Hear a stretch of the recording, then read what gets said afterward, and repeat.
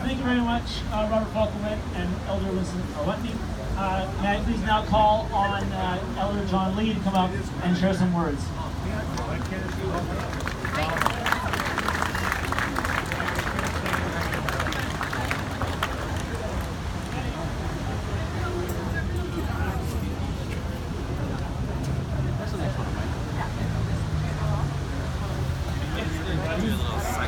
I'll come right back to the spot in 2 minutes. All right. Before I start, I would like to acknowledge that we are on Treaty 1 land and also the homeland of the Métis. I am honored that Noam invited me to speak tonight. I'm accustomed to offering opening and closing prayers as a Métis elder, but this is the first time I've been asked as an ironworker to come speak at such an event. I started in the trade in 1962, got my book in 1963, just a block from here, the old St. James Street Labor Temple.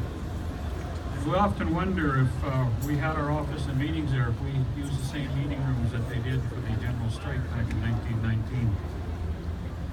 Things were different then, and even more so in 1919, which is why we're here tonight. Ironworkers were central to the General Strike, and it's a great honor for our local 728 members to have built this historic monument. This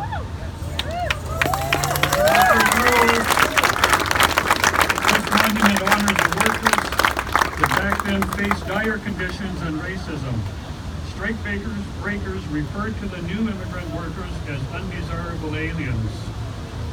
And while the working conditions have changed since those days, we still live with the challenge of racism and classism. But it is the working class, the workers, that are the backbone of this city, which is what we're celebrating here.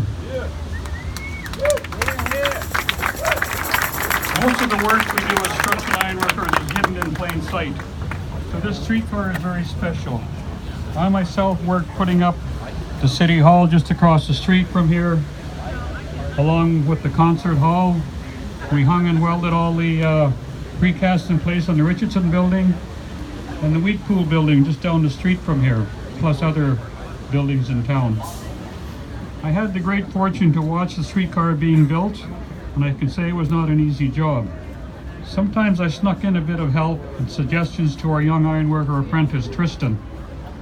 As an honorary lifetime member of Local 728, I would like to personally thank all the ironworkers that took part in this historical event. There was a lot of sweat and tears that was put into this artwork, and the ironworkers who built it can be very proud. I know some of you are here tonight, and you should know that you hold a special place in history. Hopefully this monument will be here for another 100 years to remind us to stay united, keep our union movement strong, and continue to be involved in making this a better world for all workers.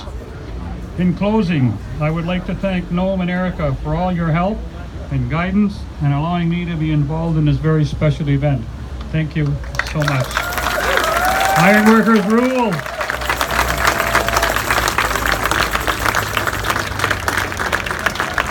Thank you very much, John. At this time, I'd like to welcome forward His Worship Mayor Brian Bowman to give some words.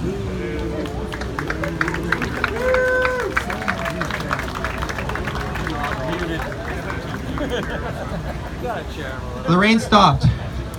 You know, when it's snowing in February, we say weather is federal jurisdiction. And they delivered tonight, so. It's been an emotional time for many in our community as we mark the 100-year anniversary of the General Strike. This year has been a year of milestones for the community and for the city. Few noteworthy dates. 75 years ago this year, many of our now veterans stormed the beaches of Normandy on D-Day, Juno Beach.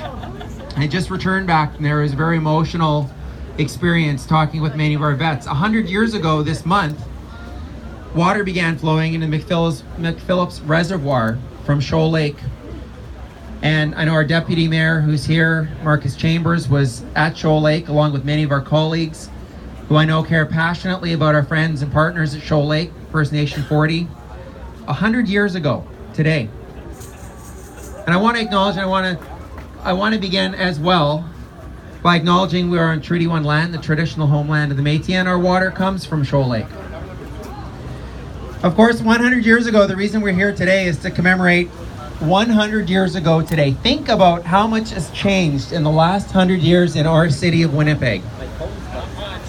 The fact that, today we celebrated National Indigenous Peoples Day on the steps of City Hall.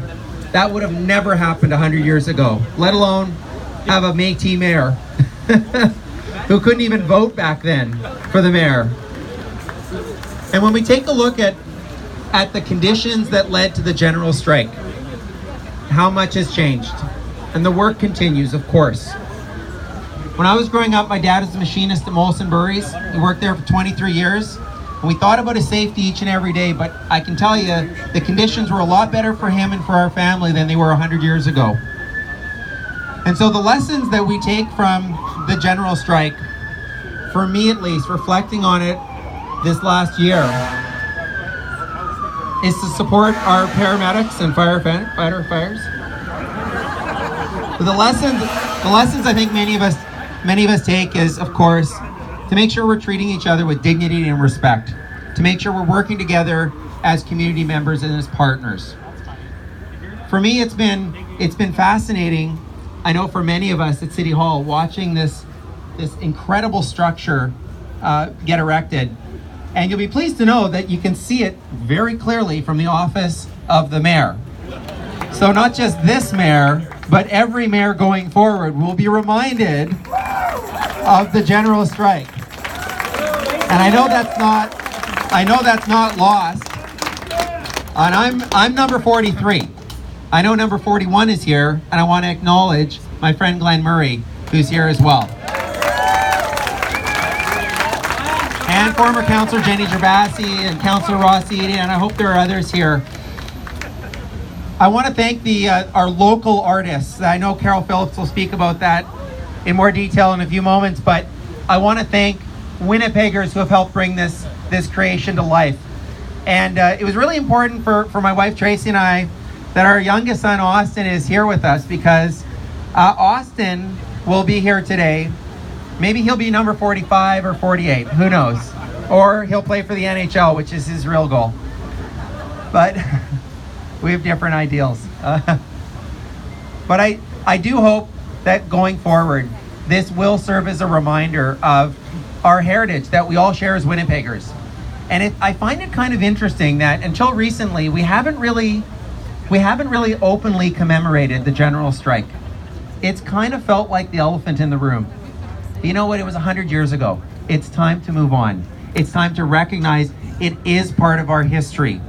And we need to commemorate the loss of life, the injuries, and the lessons learned from it, and make sure that we never get to a place where that happens again. And that takes political leadership, it takes union leadership, it takes community leadership, and we have that right now in our community. And I'm really grateful as a Winnipegger that we can all come together tonight to kick off what I think will be an amazing exhibition or sculpture here that we're going to see for certainly the next 100 years. So thank you to everybody. Thank you for coming out in the rain. Thank you for being here. And congratulations and thank to everybody involved who made this possible. Thank you very much. Merci. Miigwech.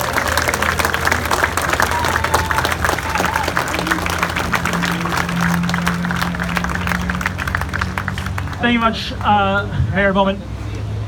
At this time, I'd like to welcome Carol A. Phillips, of the Executive Director of the Winnipeg Arts Council, to come and explain and give words on this piece.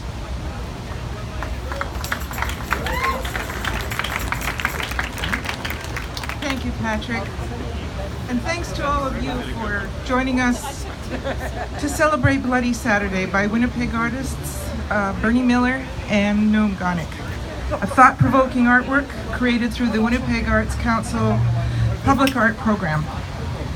The Winnipeg Arts Council has been creating opportunities for meaningful public art in Winnipeg for 15 years. We integrate artworks into our public spaces so that ideas can be encountered on a daily basis.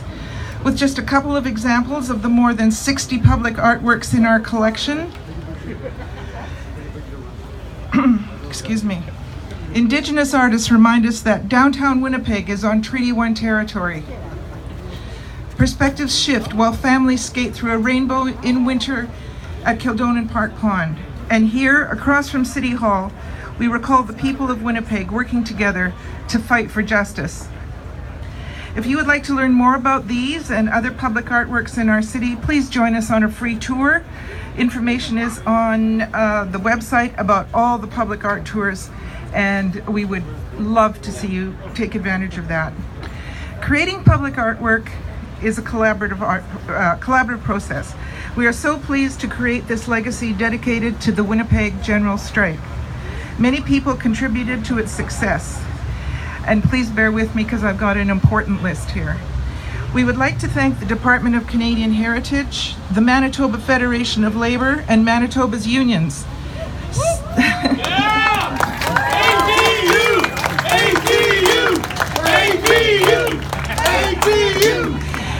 Centre Venture, the Winnipeg Foundation, the Amalgamated Transit Union Local 1505,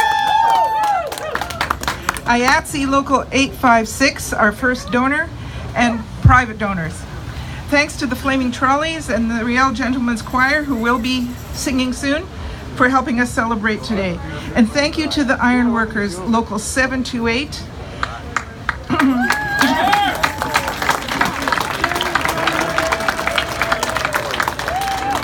SAE Engineering and Project Management, DMS Industrial, Par Metal, Dynamic Machine, Tony's Concrete, MCW Consultants, James Ross Landscaping, Warren Carther Studios, McConnell Electric, Able Crane, Emery Demolition, HTFC Planning and Design, LDA Structural Engineers, LPR Engineering, Wallace & Wallace, Artie Sales, and Central Blasting for collaborating so creatively.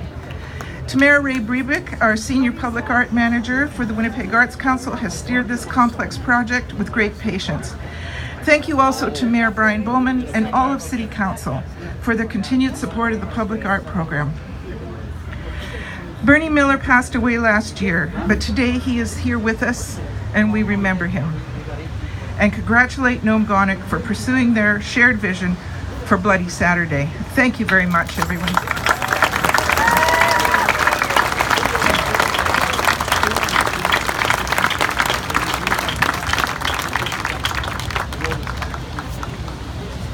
Thank you very much, Carol. I'm going to give them a quick word, and then Noam Gonick is going to come up, and then we're going to have a photo with the new Bloody Saturday 1919 piece. When I look at this memorial, it makes me think of two things. The first is having a long memory, and the second is the spirit of resistance.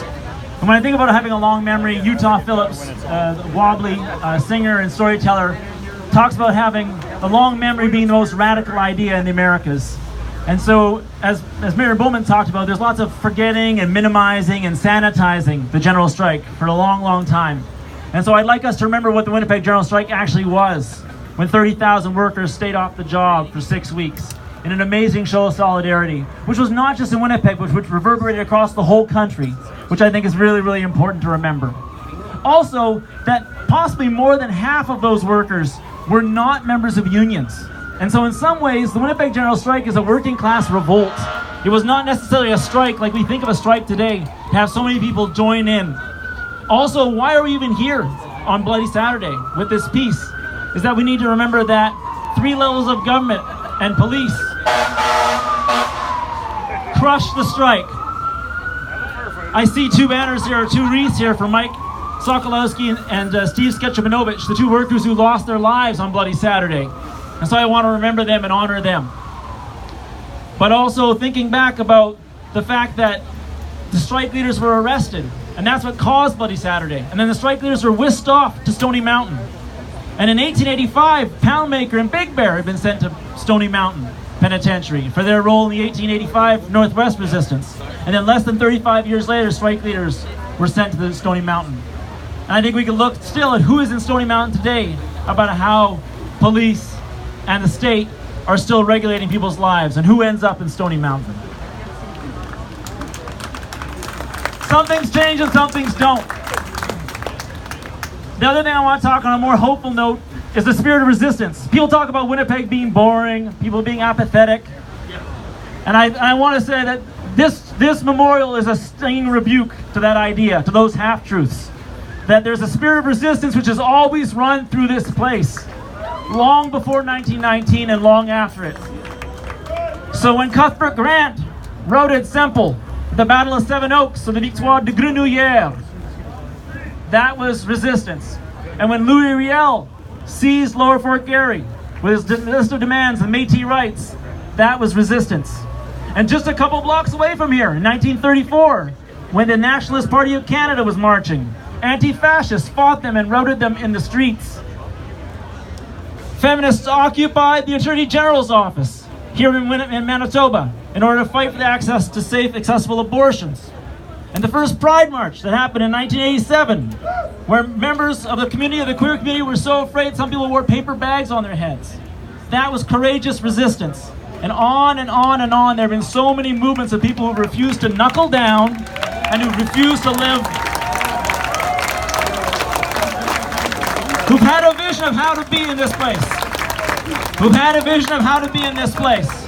And those movements continue. The Indigenous community still organizes themselves today with movements like Drag the Red and the Bear Clan Patrol. Students are walking out of school demanding climate justice. Absolutely, absolutely. And also organizations like Fight for 15 and Fairness and Migrante, which are still speaking up for the rights of the most marginalized and oppressed workers in our brave new economy.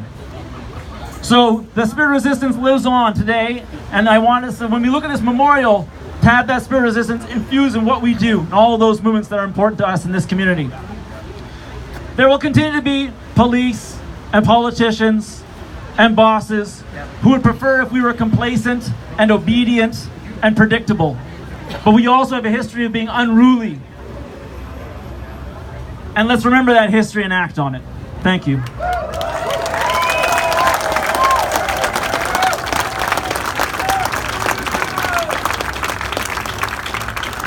At this time, I'd like to call for artist Noam Gonick to speak about his piece.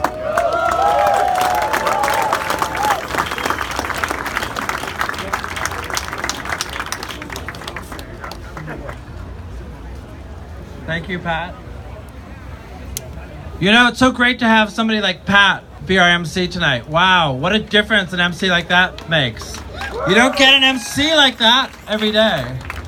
But it makes perfect sense when you think about it, because welcome to the new Victoria Park, guys. What do I mean by that? Well, for 100 years, there hasn't really been a great place for people to gather, for ideas like those that you just heard to be expressed. The reasons for that, who knows? But we're back. And what you see behind me is a place to gather for whatever purpose and whatever your ideology might be. We have a public square again, and we haven't had one for a century. And this is an important thing. Pantages Plaza now has more of a raison d'etre. It's always been a beautiful place, but we were just trying to put that little coffee bean in the middle of it, and here it is. So, we've heard a lot about the history of the strike. I'm not going to tell you anymore. You probably know more than I do. But this is also an important day for other reasons. It's Indigenous Day, and those fireworks were amazing just a few minutes ago. And I'm going to see Buffy St. Marie tomorrow night at the Forks, and I hope you'll be there too. But what I wanted to focus on is the solstice, because this is really the longest day of the year. And look around you. What time is it? It's still daylight. This is what it's like to live in a northern community. It's still bright out.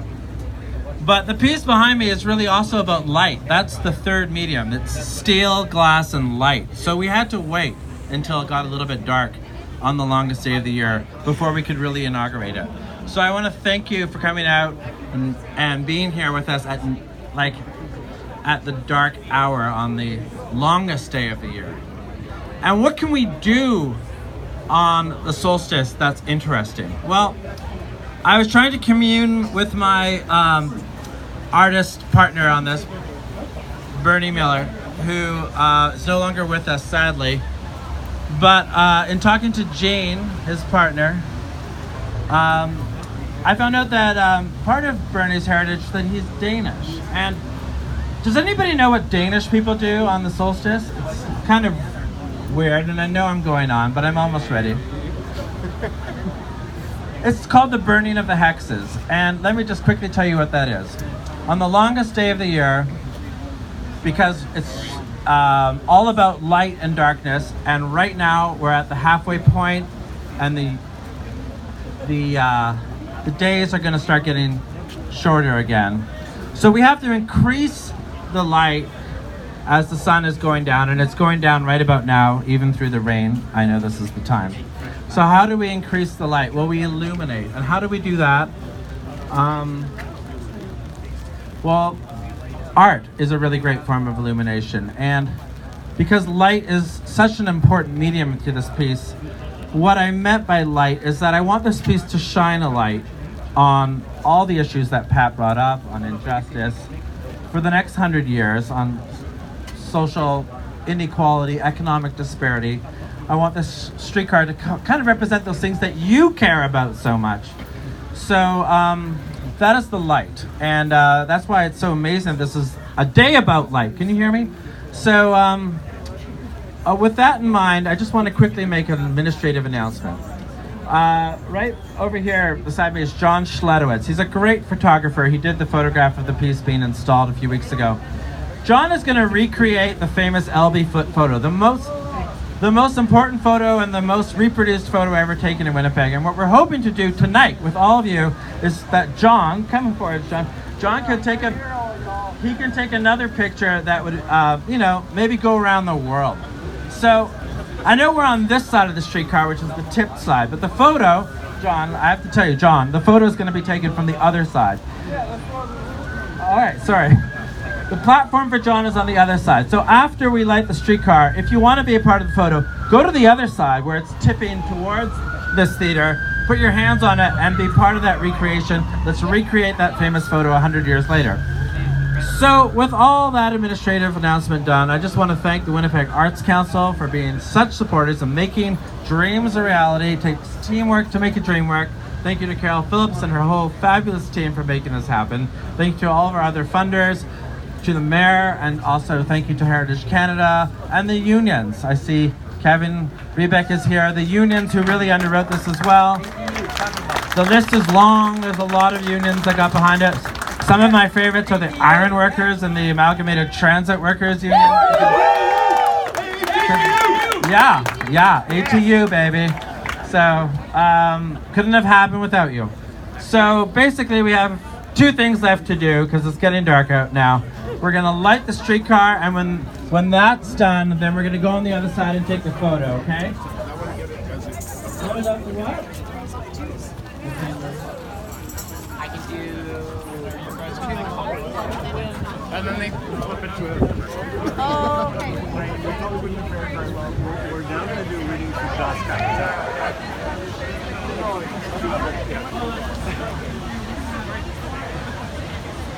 These pictures are too long to track with success.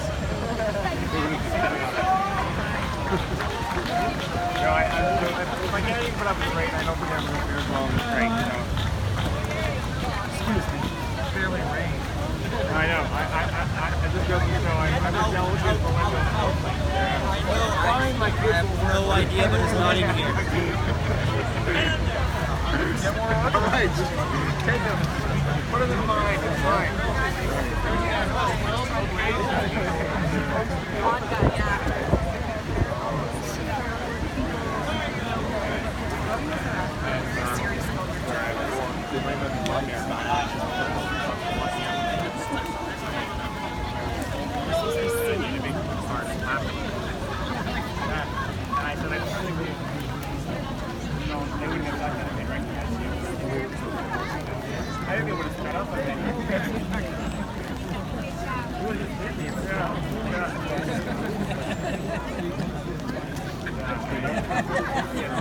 The car straight.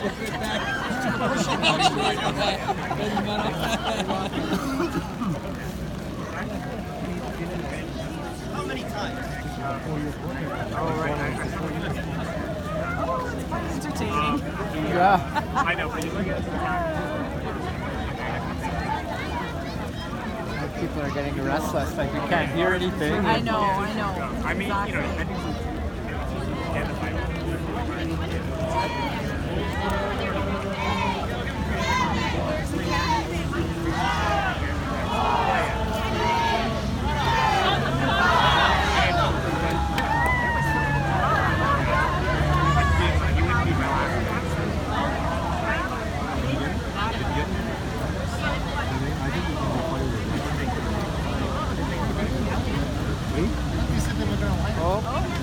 The lights inside the train. The lights were inside the train.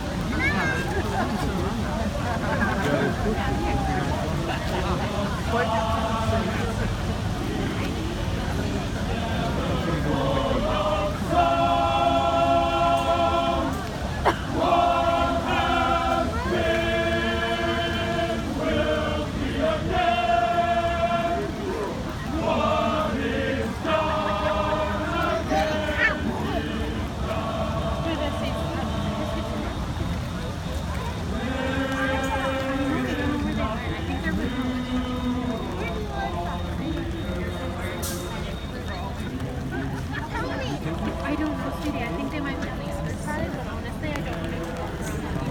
Could be too much. It was the 7 or the 6 that or something. This is called something. All I know is I can come easily with it. What it's worth.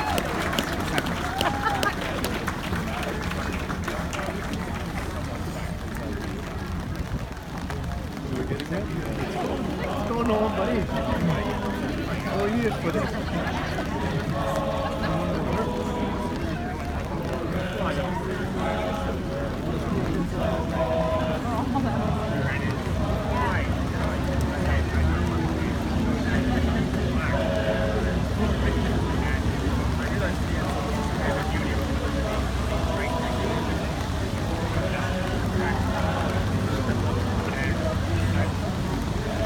my great grandfather.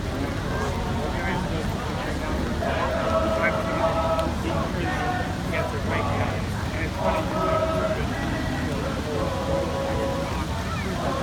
We always was like on the other side of the family. This one is like the family. We always have to like right now. So here we just cooperating. We did a class like they got to take a look at that.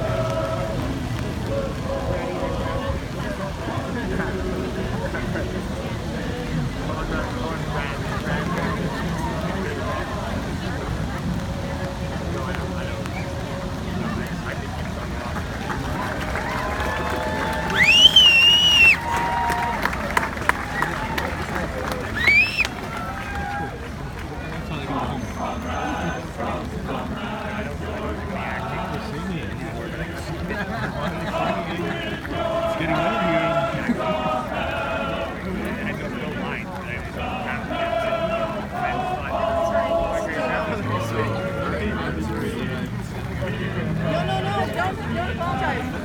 I mean, there's room. The voices were gorgeous.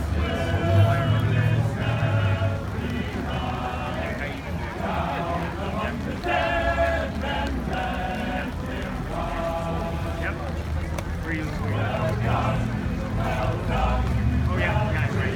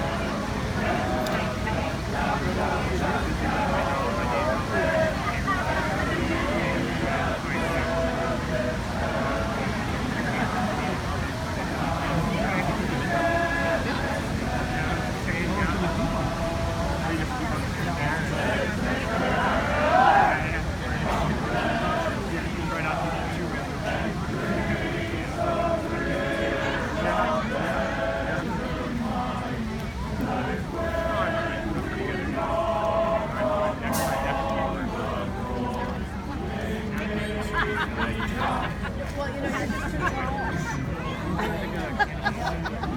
poor man. I just took, you know, like it's all fun and games till someone loses it off.